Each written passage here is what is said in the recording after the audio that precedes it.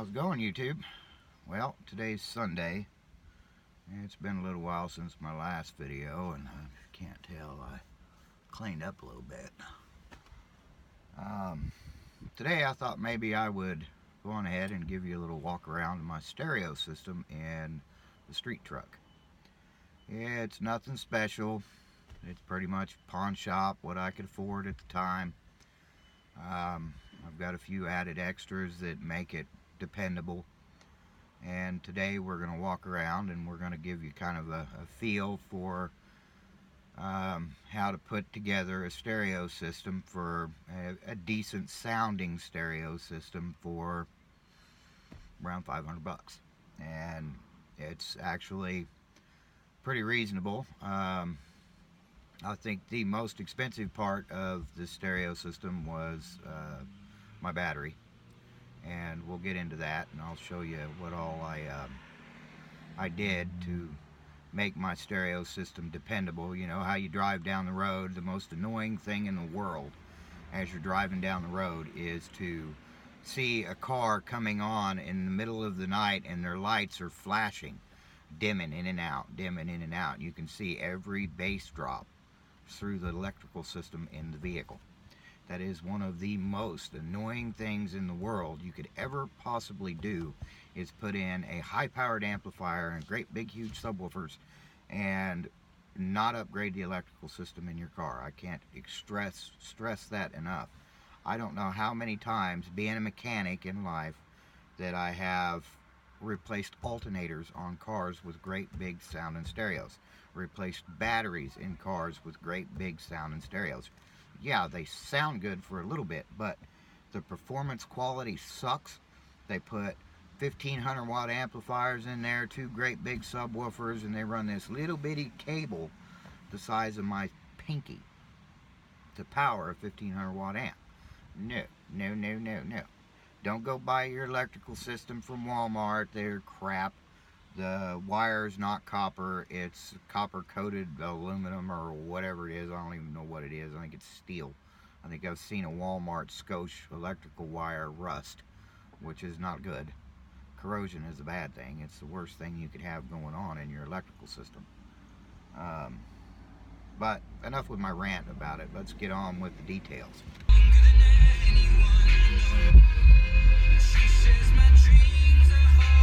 Okay, this is the factory battery from O'Reilly's. Well, factory OEM replacement.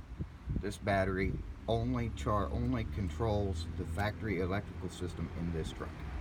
So, then we've got my alternator, which is stock for 1998, 170, I think, amp output, whatever it is. Up here is 140 amp battery isolator.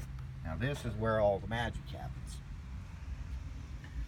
This takes the factory amperage from the alternator and it comes in here, and then it splits the power and amplifies it. So instead of having 140 amp input, I've got now 280 amps output. So I have 140 amps going here, and on this side over here I have a deep cycle Optima battery from O'Reilly's, and this was $271. This was not cheap, and I've warranted replaced it once in the 3 or 4 years that I've had it. So, and then I have another 140 amps going to this battery, which I have obviously my stereo system. This is the lead. This is the power wire to my power inverter. And then this one here, which is another connection down here all by itself, goes strictly to my subwoofers. And then I have 100 amp, which is Spectra. Did not buy it at Walmart. Fuse. The fuses are okay. There's nothing wrong with them. They're brass. They're good. So I covered that up. And then this wire is aught gauge. If you look at it, 10 aught gauge. And this wire runs down underneath the cab of the truck, comes up underneath the seat.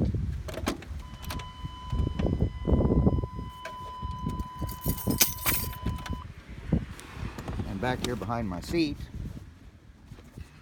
I have a capacitor. Now this capacitor, the idea behind it is to store power, and that way when you bring on your amplifier, it doesn't hit the electrical system with a great big huge giant hammer.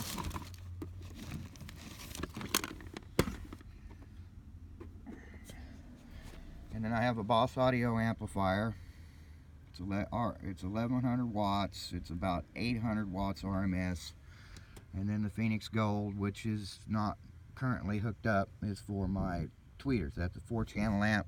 This is a monoblock, which means it only has one speaker connection. I got $25.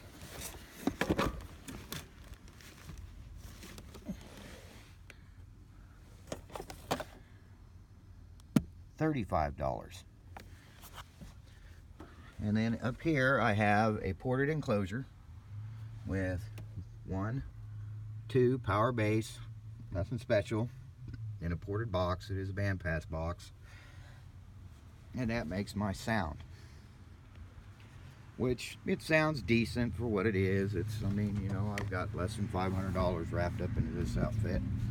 That battery isolator was an eBay special for, I think I paid 75 bucks for it. So, you know, around the $500 range. And then here I have a Walmart special dual flip out stereo. And that is pretty much the rundown of the stereo system in my street truck. Now, this truck ain't nothing special. It's not fast. It's not supposed to be fast. It's supposed to be cool looking, and that's really my only intentions at this point, is to make it cool. So it fits my style. I like it. It rides like a lowered truck.